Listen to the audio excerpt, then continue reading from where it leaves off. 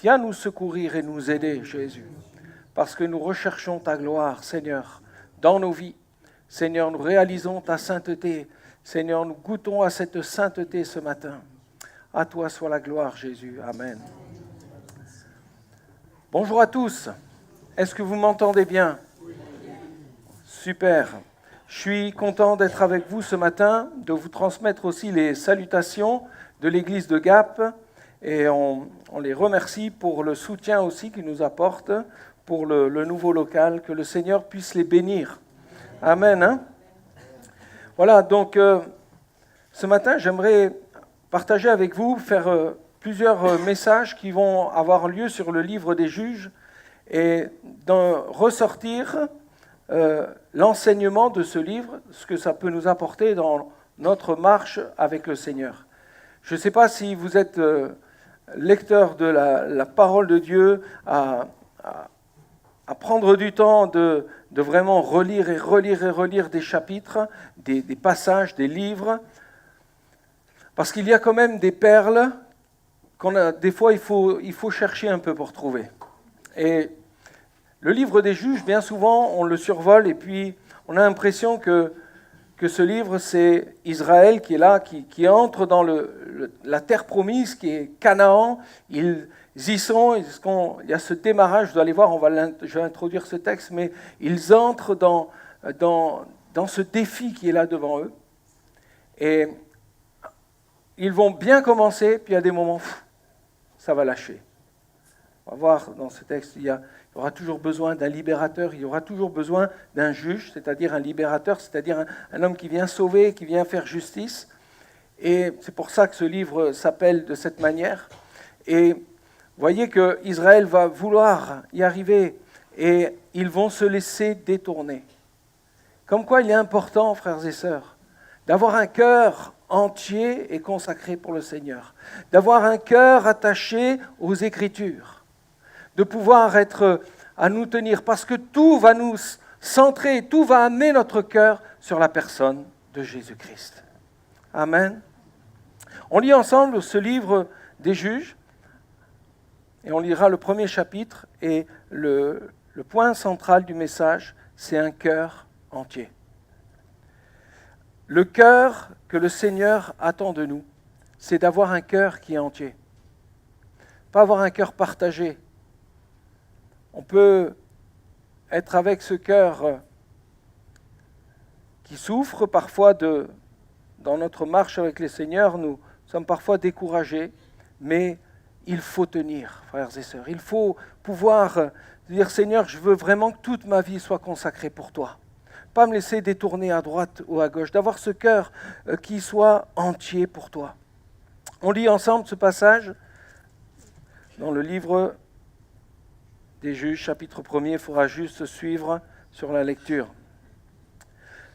Après la mort de Josué, les enfants d'Israël consultèrent l'Éternel en disant, « Qui de nous montera le premier contre les Cananéens pour les attaquer ?»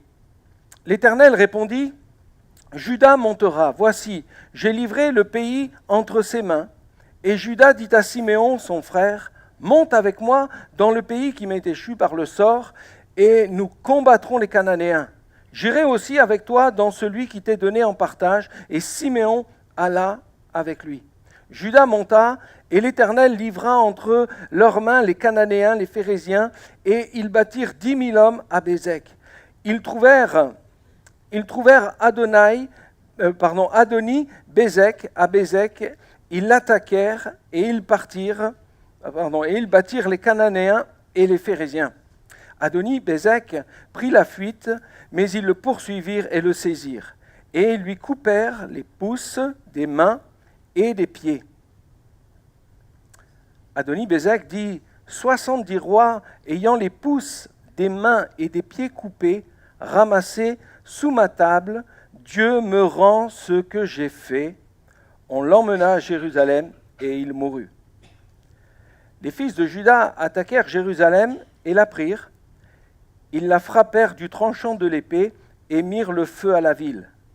Les fils de Juda descendirent ensuite pour combattre les Cananéens qui habitaient la montagne, la contrée du Midi et la plaine. Juda marcha contre les Cananéens qui habitaient à Hébron, appelé autrefois Kirjat Arba. Ils bâtirent Sheshai, Aïman et Talmaï. De là, il marcha contre les habitants de Débir. Débir s'appelait autrefois Kirjat Sefer. Écoutez bien. Caleb dit, je donnerai ma fille à Arsa pour femme, ma fille Arsa pour femme, à celui qui battra Kirjat Sefer et qui la prendra. Othniel, fils de Kenaz, frère de cadet de Caleb, s'en empara, et Caleb lui donna pour femme sa fille Arsa. Lorsqu'elle fut entrée chez Othniel, elle le sollicita de demander à son père un champ. Elle descendit de dessus son âne, et Caleb lui dit, qu'as-tu ? Elle lui répondit, fais-moi un présent, car tu m'as donné une terre du Midi, donne-moi aussi des sources d'eau. Et Caleb lui donna les sources supérieures et les sources inférieures. Les fils du Kénien, beau-père de Moïse, montèrent de la ville des palmiers avec les fils de Juda dans le désert de Juda au midi d'Arad, et ils allèrent s'établir parmi le peuple. Juda se mit en marche avec Siméon son frère et ils battirent les Cananéens qui habitaient à Tséphat. Ils dévouèrent la ville par interdit et on l'appela Horma. Juda s'empara encore de Gaza et de son territoire Ashkelon et de son territoire Ekron et son territoire. L'Éternel fut avec Juda, et Juda se rendit maître de la montagne, mais il ne put chasser les habitants de la plaine parce qu'ils avaient des chars de fer. On donna Hébron à Caleb, comme l'avait dit Moïse, et ils en chassa les 3 fils d'Anak. Amen. Le livre des Juges, c'est un livre qui se trouve dans le canon hébraïque, dans le canon de l'Ancien Testament, mais ce livre est placé tout particulièrement dans des livres prophétiques. Ce ne sont pas des livres historiques, le livre des Juges n'est pas un livre poétique, mais c'est un livre qui est prophétique, parce qu'il envoie un message. Il envoie un message ici pour le peuple Israël. Et celui qui a écrit ce livre des Juges, selon le Talmud, on dit que c'est Samuel. Et on peut croire que c'est Samuel qui a écrit ce livre des Juges, parce que le prophète Samuel était prophète. Il est celui qui a écrit, on le sait, le livre de Samuel. Le livre des Juges s'ouvre ici sur la mort de Josué. On sait que Josué est ce leader et celui qui emmènera le peuple d'Israël à la conquête de Canaan. Josué a été le successeur de Moïse, et Moïse a sorti Israël de la servitude de l'Égypte. Ils ont été bien obligés de passer 40 années dans le désert. Et de ces 40 années, c'est Josué, avec la même ferveur, le même désir, rien n'a changé, va amener le peuple à entrer dans la conquête de Canaan. Et dès lors que commence ici cette conquête, il y a chaque tribu à qui tous les territoires ont été répartis vont devoir monter au combat pour s'emparer des Cananéens.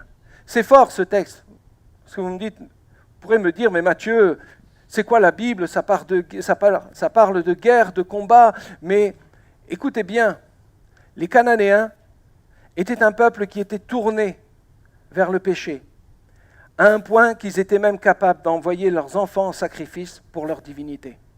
Il y avait quelque chose qui était dans ce pays, une perversion qui était, on ne pouvait pas la nommer là, mais c'était vraiment terrible, ce qui se passait dans ce territoire. Pourtant, rappelons-nous, bien avant, dans le livre de la Genèse, Abraham, Dieu lui a fait la promesse que ce pays serait pour lui, que cette terre serait pour Abraham et pour ses descendants. Abraham a été pendant des années dans ce territoire des Cananéens dans ce territoire, et il apportait un témoignage d'un homme qui était attaché à Dieu. Et même tous les rois qui étaient autour respectaient Abraham parce qu'ils voyaient que cet homme avait la crainte de Dieu. Il y avait un témoignage qui était rendu, mais est-ce pour autant que les Cananéens se sont tournés vers l'Éternel ? Ils n'ont jamais abandonné leur Dieu. Ils ont continué de vivre tel qu'ils étaient. Et il a fallu ces 400 années où Israël a été en servitude en Égypte. Et après cette délivrance, ils vont entrer dans cette terre qui leur a été donnée à toujours par l'Éternel. Mais il va falloir conquérir, parce que le peuple qui y vit là, c'est un peuple qui est méchant, qui est tourné vers l'idolâtrie, vers des choses qui étaient contraires à ce que Dieu voulait. Donc à la mort de Josué, ceux qui seront les éléments moteurs, ceux qui vont influencer, ceux qui vont être quelque part porteurs de cette envie, de ce zèle de monter au combat, ça va être la tribu de Juda. Non pas parce que Juda était la meilleure des tribus, non pas parce qu'ils étaient la plus forte au niveau combat, au niveau de l'armement, mais l'Éternel avait choisi ce peuple, Juda. C'était un choix de l'Éternel. La tribu de Juda, on y retrouve Caleb. Caleb, c'est celui qui avait aussi été avec Josué, cet espion, à l'époque de Moïse, où ils avaient fait le tour du pays, où ils avaient pu regarder, observer, et Caleb avait le désir d'aller sur cette montagne où il y avait les géants d'Anak, où c'était comme impossible aux yeux des hommes de conquérir. Et quand, à ce moment-là, quand ils vont revenir, souvenons-nous de ce moment où Caleb, dans le livre, est bien expliqué dans les Nombres, où ils vont revenir auprès du peuple et ils vont dire « Waouh, on a vu la terre promise, on l'a vue de nos yeux, c'est vraiment merveilleux, il faut qu'on y aille ». Et Caleb et Josué étaient là à fond, mais les autres « Oh non, non, on a vu des géants, à leurs yeux nous étions comme des sauterelles. Nous sommes là » et ils avaient peur d'entrer dans ce pays. Il y avait une crainte qui était là et ils vont décourager le peuple. Et c'est pour ça qu'Israël va passer 40 années à errer dans le désert, afin qu'une génération passe. Une génération qui a raté le moment où ils avaient un défi. Ils ont raté le moment où il fallait s'engager, y aller. Ils ont raté, donc ils ont tourné 40 années dans le désert. Et nous retrouvons Caleb et Josué, 40 années après, pour entrer dans la conquête, on est là. Il ne devait pas être tout jeune. Quand il se levait le matin, il devait avoir un peu mal de partout. Mais ils ont toujours conservé le même désir, le même zèle dans leur cœur. Et ils ont emmené avec eux le peuple, en disant, la terre promise, elle va nous être donnée, parce que l'Éternel va marcher devant nous. Et nous voyons ce peuple, il s'en va. Les années ont passé, Caleb est plein de zèle. Le défi d'entrer dans le territoire de Canaan, avec les générations, il n'y a pas de souci. Et nous voyons que le livre des juges va faire ce transfert-là.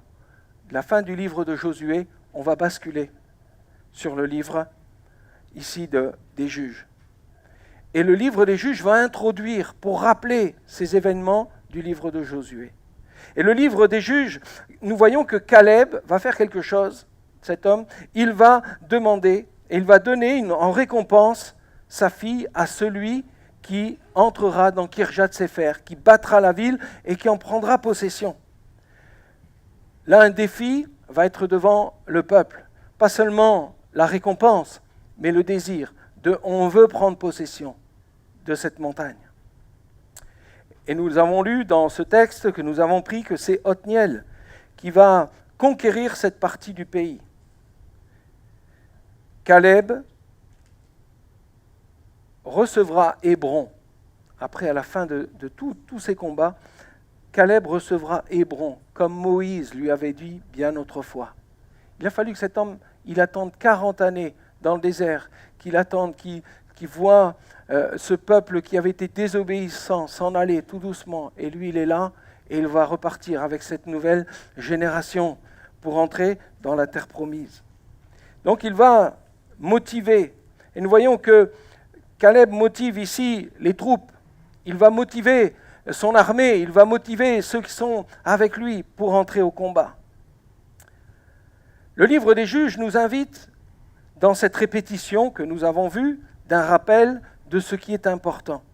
Et ce qui ressort de ce livre, ce que le Seigneur attend de nous, c'est un cœur entier. Pas un cœur partagé. Pas un cœur qui donne à demi-mesure.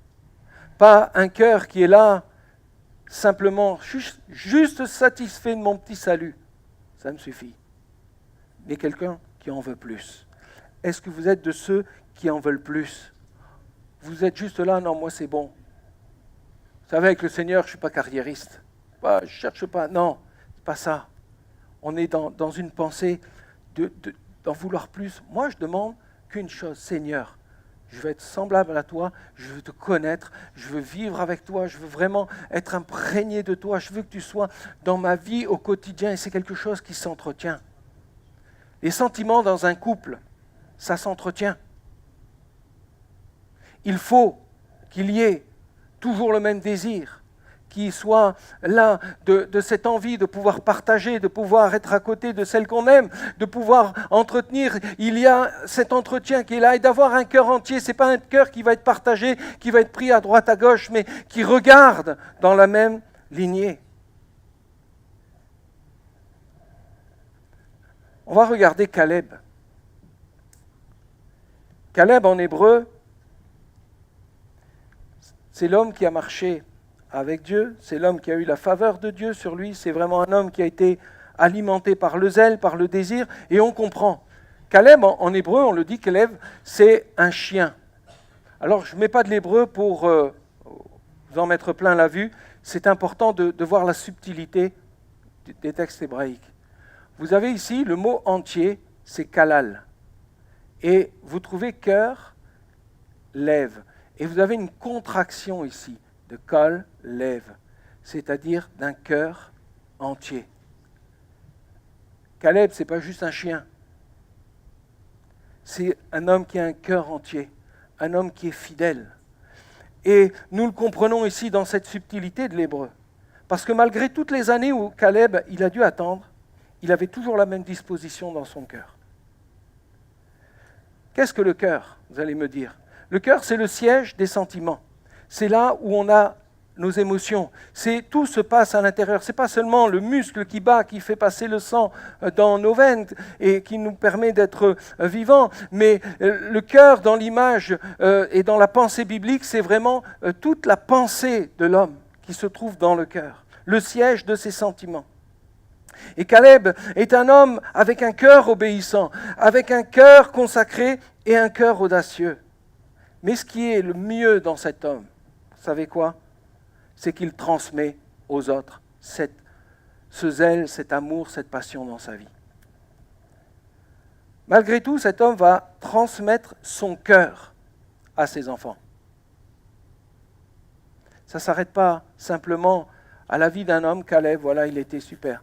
Mais il a transmis ce même désir, cette même volonté d'avoir cette envie de se battre, de ne pas abandonner, de marcher avec le Seigneur, quoi qu'il en coûte, avec les difficultés, avec les épreuves. Je ne veux pas abandonner, je ne veux pas lâcher, je veux marcher avec le Seigneur, je veux avoir ce cœur consacré, parce que je sais ce qui m'attend au bout.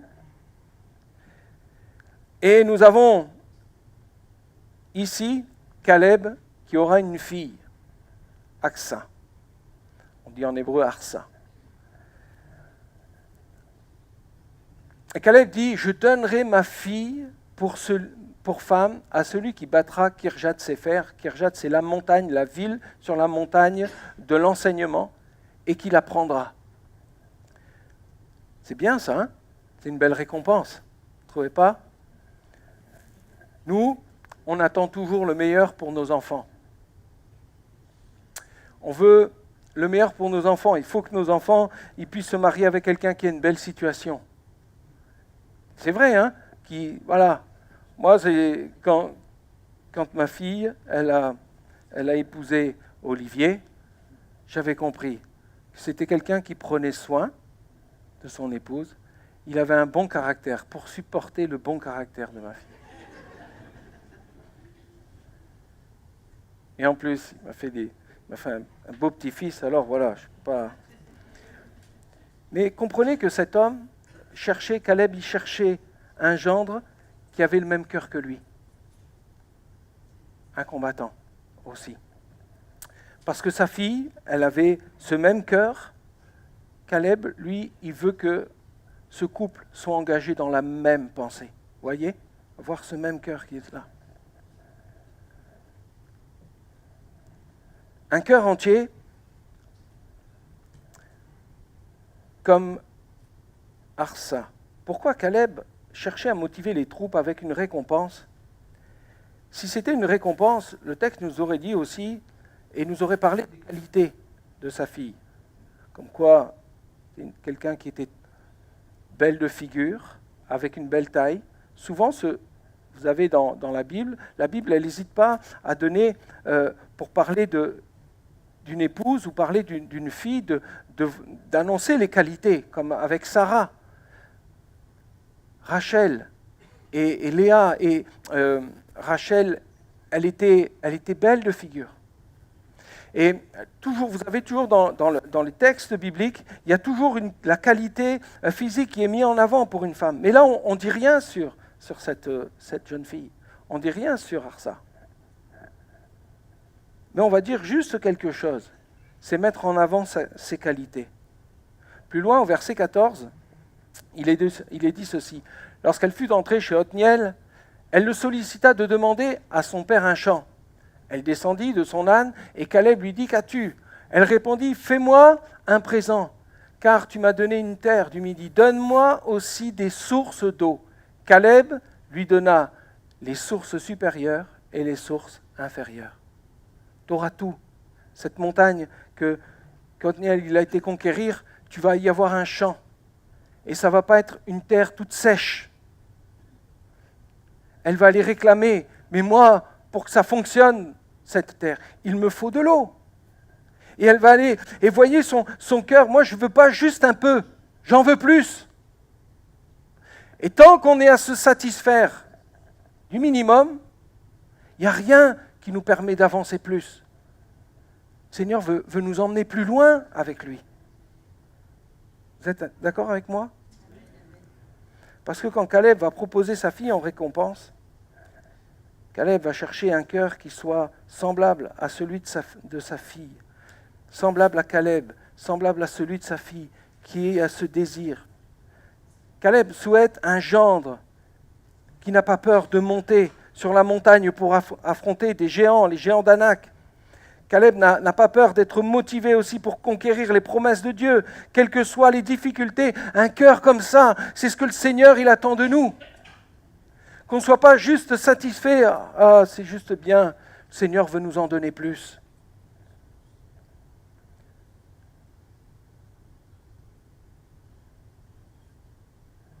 Est-ce que vous êtes baptisé du Saint-Esprit ? Est-ce que pour vous c'est juste une question, oh ça me dérange quand on me demande ça, parce que, voilà, j'arrive pas à être baptisé du Saint-Esprit. Ou quelqu'un va peut-être dire, oh mais moi non, c'est bon, ça me suffit là, juste, c'est ce qu'il faut. Rappelons-nous que l'histoire de la conquête de Canaan, là, c'est entre Pâques et Pentecôte. Et à un moment, il faut aspirer au don spirituel. Il faut aspirer à la prophétie. Il faut aspirer à ces choses. Si on se satisfait, mais on ne progressera pas, on n'ira pas plus loin avec le Seigneur. Et moi, mon désir, c'est d'aller plus loin. Est-ce que, frères et sœurs, votre désir, c'est d'aller plus loin avec le Seigneur ? Il faut ce cœur qui soit entier et qui ne soit pas partagé avec tout un tas de choses. Nous allons continuer de voir ensemble. Vous savez ce que ça veut dire, Othniel ? Othniel, ça veut dire Dieu est puissant. Ça ne veut pas dire Othniel est puissant. Othniel a réussi à battre les géants qui étaient sur cette montagne. Othniel a réussi à prendre Kirjat Sefer. Non, c'est un homme qui est puissant parce que Dieu est en lui. Et nous ne pourrons rien faire sans Dieu. Nous ne pourrons rien faire sans le Seigneur Jésus. Nous ne pourrons rien faire sans le Saint-Esprit. Les trois agissent pleinement dans nos vies. Alléluia.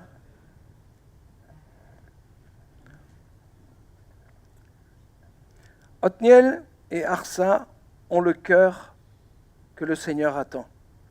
C'est un couple, une famille qui a soif des choses de Dieu. Ce n'était pas juste l'affaire d'Othniel, c'était aussi l'affaire de son épouse, Arsa. On a la montagne, on nous a donné un champ, mais moi je veux les sources. Parce qu'un terrain qui est sec et qu'il n'y a pas de source, il n'y a rien qui se passe dedans. Et peut-être ce matin, tu es là dans ta marche avec le Seigneur et tu dis, mais moi, c'est sec, il n'y a rien qui se passe dans ma vie. Tout est sec. Demande que le Seigneur te donne et t'envoie l'eau du ciel là. Amen.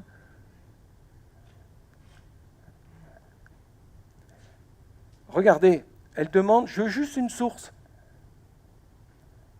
Il nous faut de l'eau.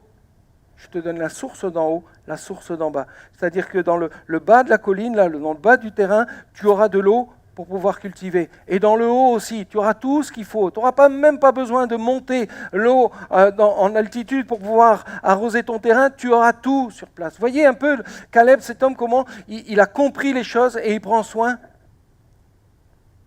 Dieu veut en faire autant pour toi ce matin. Oui, la conquête de Canaan démarre entre Pâques et s'achève ici dans une continuité avec Pentecôte.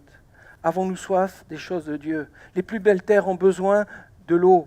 Les plus belles maisons ont besoin de l'eau. Et les plus belles familles ont besoin de l'eau. Vous avez besoin de l'eau, d'être remplis du Saint-Esprit. Que dans vos familles, vos enfants, de ceux qui vous suivront, que vous puissiez transmettre ce cœur qui est là, ce cœur qui bout pour le Seigneur. Parce que si vous êtes bouillant pour le Seigneur, ça va se transmettre sur vos enfants. Si vous avez cette stabilité d'aller conquérir ce qui est la terre de l'enseignement, de pouvoir enseigner à vos enfants le chemin, la vérité, la vie, de pouvoir le transmettre, de pouvoir le donner.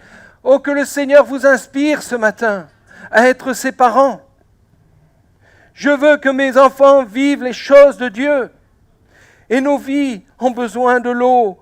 Nos vies ont besoin d'être remplies de toutes les valeurs spirituelles. Amen. Que le Saint-Esprit remplisse nos cœurs. Avoir un cœur entier, c'est aussi avoir un cœur comblé de l'amour de Christ. Seigneur, coule ce matin, coule sur ton peuple. Je te prie, Jésus, que nous soyons renouvelés pleinement dans nos cœurs, dans nos pensées, Seigneur. Alléluia. Alors quand le cœur n'est plus entier, qu'est-ce qui se passe? Il y a danger, frères et sœurs. Parce que si je regarde à la fin du chapitre 1er du livre des Juges, eh bien on nous montre que tout Israël n'est pas entré pleinement dans le territoire que Dieu leur avait donné. Ils avaient cet élan, ils ont été à la suite de Juda. Juda il a fait cette ouverture pour emmener le peuple avec lui, pour l'emmener dans ce désir de monter au combat, parce que Dieu l'avait choisi pour être le premier, pour être celui qui est devant la tribu de Juda. Et il y a ce désir qui est là, et Siméon va suivre, mais les autres, qu'est-ce qu'ils vont faire? Souvent on dit que Judas a manqué de foi, donc il a fait appel à Siméon. Mais non, c'est une mauvaise interprétation. Judas était le premier et il a emmené avec lui Siméon. Viens, on entre dans ce combat. Et les autres devaient suivre avec le même désir, le même emprunt. Mais qu'est-ce qui va se passer? Ils vont tous aller au combat. Mais il va se passer une chose. Au verset 21, je vous le lis. Ah ben, je l'avais déjà mis. Les fils de Benjamin ne chassèrent point les Jébusiens qui habitaient Jérusalem. Les Jébusiens ont habité jusqu'à ce jour dans Jérusalem avec les fils de Benjamin. Benjamin, qu'est-ce que tu fais? Qu'est-ce qui se passe? Judas avait ouvert la voie. C'était parti. Fallait monter au combat. Et les fils de Benjamin vont être les premiers à s'accommoder avec les Jébusiens. On pourrait dire, bon, mais c'est pas gênant, c'est pas grave, c'est juste un petit peuple qui était là, qui vivait tranquille. Non, parce que si vous lisez la Bible, si vous lisez la suite des livres, c'est un peuple qui était dangereux. Parce que le terrible constat à la fin du livre des Juges, c'est quoi l'histoire? C'est l'histoire d'une femme et d'un couple qui vont se retrouver, qui vont prendre et s'arrêter dans cette ville la ville des Jébusiens, pour y trouver du repos pendant une nuit avant de reprendre la route pour aller retourner chez eux à Bethléem. Et qu'est-ce qui va se passer? Quelque chose d'atroce. Le même péché que Sodome et Gomorrhe. C'est chez les Jébusiens. Quand je vous dis que les Cananéens étaient pourris jusqu'à la moelle et qu'il fallait se débarrasser de ce peuple, Dieu sait toutes choses. Et quand on réfléchit, Benjamin est là, il vit avec ce peuple jébusien, ils sont sur le territoire de Jérusalem, sur une ville à côté, et ils sont là, puis tout doucement, on le voit à la fin du livre, des juges que, bon, on s'est accommodé avec eux, peut-être on a fait du commerce, peut-être on a fait des choses, et puis, eux, ils adorent cette divinité, eh ben, on va faire comme eux, on va aller adorer des dieux, et puis on va aller vendre nos enfants pour qu'ils soient prostitués pour les cultes d'Astarté et des Baals, et puis il y a toute une influence qui est là et qui vient détourner au point que même quand Israël va se rendre compte de ce péché qui s'est passé, ils vont tous monter au combat pour aller... pas venger, mais juger ce qui s'est passé dans cette ville. Ils arrivent, les gens de Benjamin, non, ne faites rien aux Jébusiens. Non. Ils étaient là à défendre ce que le peuple jébusien avait fait à ce couple. Cette femme qui avait été tuée par un viol. Et là, tout le monde, ok, non, mais c'est pas grave. Aujourd'hui, il se passe des choses atroces dans ce monde. Et vous en avez qui disent, non, mais c'est pas grave, on s'accommode, ouais, on change de chaîne, on va aller regarder un peu Gulli, on va aller regarder autre chose, c'est beau la vie, tout va bien. Nature est découverte, on a tout, on connaît, le monde il est bien. Non, la réalité de ce monde aujourd'hui, il y a des choses atroces qui sont en train de se passer. Et si nous, l'Église, on est en train de s'accommoder, de dire, non, mais il n'y a rien qui se passe, secouons-nous. Parce que cette influence, elle vient de plus en plus dans notre monde. Aujourd'hui, l'adultère, c'est pas grave. Aujourd'hui, il y a bien de choses qui se passent dans ce monde, mais c'est pas grave. Les gens n'ont plus un cœur entier. Et il ne faut pas que ça arrive dans l'Église. Il faut qu'on puisse se saisir, se secouer. Parce que si vous regardez le verset 27, le verset 28, 29, 30, 34, toute la tribu d'Israël, toute la suite de la tribu d'Israël, ils ont tous échoué de la même manière que Benjamin. Ils ont laissé la place. Et l'introduction du livre des juges, elle nous montre l'envoi d'un messager. Vous en êtes où avec le Seigneur? Vous en êtes où avec le Seigneur? Où est-ce que vous en êtes avec votre marche après toutes ces années de conversion? Est-ce que vous avez toujours ce cœur entier pour lui?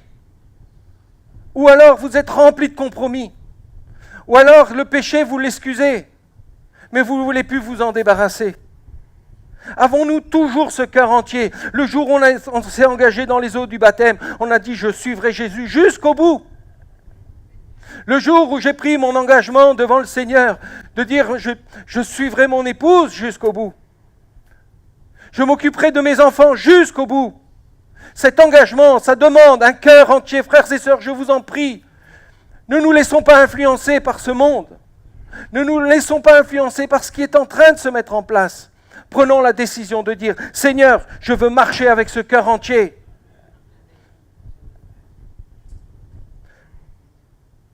Seigneur, sonde mon cœur ce matin. S'il y a des compromis, qu'ils soient enlevés. Seigneur, s'il y a des choses que je fais dans ma vie et que je ne me rends pas compte que je t'offense, Seigneur, montre-le-moi, éclaire mon cœur. Sonde-moi, Seigneur, parce que je veux avoir un cœur pur, je veux avoir un cœur entier devant toi. Soyez sobres. Veillez, votre adversaire, le diable, comme un lion rugissant, cherche qui il dévorera. Résistez-lui avec une foi ferme. De cette foi qui est ferme, de dire « Seigneur, sonde mon cœur et change ce qui a besoin de changer. » Parce que nous sommes face à un ennemi qui ne va pas nous faire de cadeaux. Nous sommes face à un ennemi qui cherchera tant à nous détruire. Et le peu qu'on va lui laisser, il va l'utiliser. Il va l'utiliser contre nous. Le péché que nous tolérons dans nos vies sera celui qui finira par nous tuer spirituellement. Et ce n'est pas Matthieu qui le dit, c'est les Écritures. Regardez Saül, Regardez, bien d'autres, ils ont laissé juste une petite faille. Et c'est cela qui les a emmenés à être tués spirituellement. Alors, ce matin, de ce qui vient d'être proclamé, comment faire pour conserver, comment faire pour retrouver ce cœur tout entier? Proverbe chapitre 4, verset 23.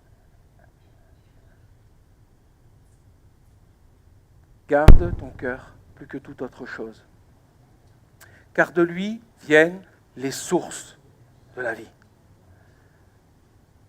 Arsal a demandé une terre et les eaux, les sources, parce qu'elle savait que c'était ça le plus important.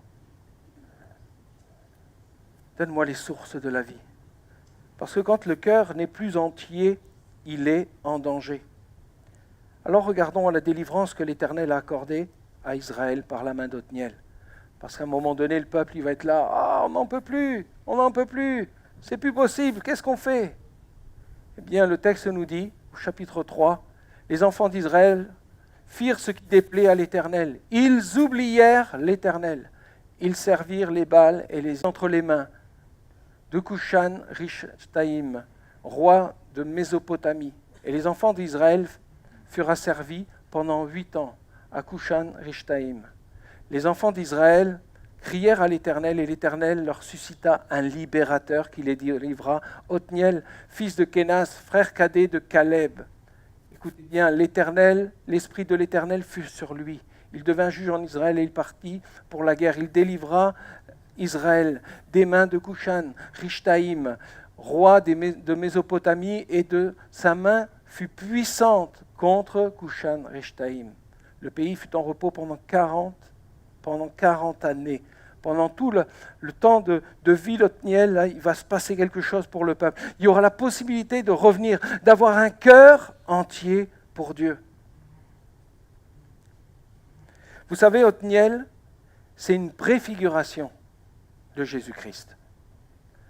Cet homme, dans son œuvre, dans ce qu'il va accomplir, c'est une préfiguration de la personne de Jésus-Christ. Parce que Christ est venu mettre à terre l'ennemi de nos âmes. Jésus-Christ est celui qui avait ce cœur entier, ce cœur pur, parce qu'il était sans péché. Il était Dieu, il était homme, et il est venu jusqu'à nous pour nous sauver. Et dans sa mort et dans sa résurrection, Jésus-Christ a le pouvoir sur la mort et sur le péché. Il a enlevé le pouvoir que le péché avait, c'était la mort. Il a tout enlevé parce que Christ est ressuscité. Alléluia, c'est toute la puissance de l'Évangile. Jésus n'est pas resté dans la mort, mais il l'a vaincu. Nous pouvons être délivrés, sauvés, pardonnés de nos péchés par l'œuvre de Christ, parce que son précieux sang nous justifie. Il est venu faire la guerre à l'œuvre du diable. Il est venu détruire les œuvres de Satan.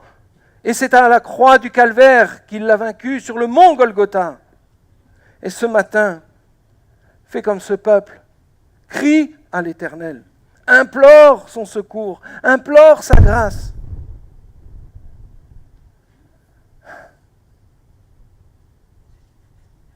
Seigneur, il va permettre parfois qu'on vive des choses qui sont dures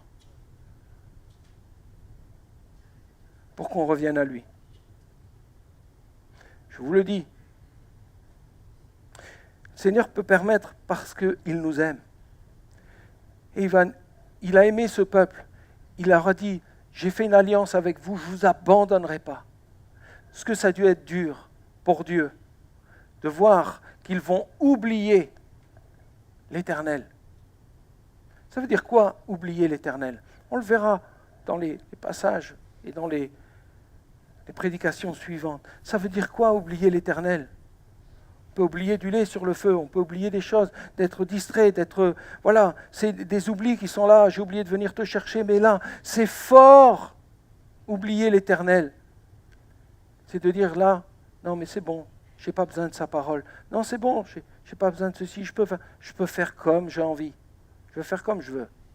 Je veux me tourner pour être esclave du péché, pour être esclave des idoles de Baal. Et ils se mirent à servir. Et ils oublièrent l'Éternel. Vous allez voir dans l'Ancien Testament, il y a à chaque fois quelque chose qui revient, qui est redondant. Le peuple va refêter la Pâque. Pourquoi ils fêtent la Pâque? Parce qu'ils veulent se rappeler du souvenir. Parce que nous, on a tendance à oublier. Pourquoi on prend le repas de la Sainte Seine? Juste pour se rappeler ce que Christ a fait dans nos vies. De dire, Seigneur, je veux me rappeler de tout ce que tu as fait pour moi. C'est des moments aussi où on se rappelle notre misère, notre péché, de dire, ah Seigneur, tu vois combien des fois je suis faible. Seigneur, tu connais toutes ces choses, mais moi je veux venir et je veux goûter à l'œuvre de la croix. Je veux me rappeler encore de tout ce que tu as fait pour moi, combien tu m'as aimé, je suis sauvé par grâce. De toutes ces choses, il faut toujours un rappel. Et tout a démarré pour ce peuple, à un moment donné où il fallait qu'ils reviennent et qu'ils fassent la Pâque. Parce que la Pâque, c'est se rappeler de ce sang qui a coulé, qui les a délivrés de la mort, de la délivrance de l'Égypte. Qu'il est bon de se retrouver ensemble, frères et sœurs, matin. Parce que la parole de Dieu, elle m'a secoué cette semaine. Elle vous secoue peut-être, mais moi, elle m'a secoué. Plus jamais, Seigneur, mais plus jamais, je veux un cœur avec du compromis. C'est là tout mon désir. Je veux un cœur entier, Seigneur. Seigneur, tu n'en as pas fini avec nos vies. Alors, Seigneur, je veux que les sources, elles coulent, Seigneur Jésus. Je ne veux pas être une terre desséchée. Je ne veux pas que tout doucement, je me laisse glisser et que j'abandonne et que je me détourne de Dieu et que je m'éloigne de lui. Oh, je veux revenir à lui ce matin. Il y a un appel ce matin à te repentir, mon frère, ma sœur. Dieu veut faire de nous des Othniel, des Caleb, des Arsad, des hommes, des femmes avec un cœur entier. Mais quelle est ta réponse ce matin à ce message? Aspires-tu aux choses d'en haut? As-tu soif des sources spirituelles, des sources de la vie, de ce qui peut amener ta vie à être bonne devant l'Éternel? As-tu l'impression que ton cœur n'est pas entier? Alors reviens avec les larmes. Reviens avec les larmes de repentance devant ton Sauveur, devant ton Seigneur, et de dire, je te demande pardon, mon Dieu, pour mon cœur endurci, qui refuse de plier devant toi. Rebelle, Seigneur, je te prie, donne-moi ce cœur entier pour toi, Jésus. Seigneur,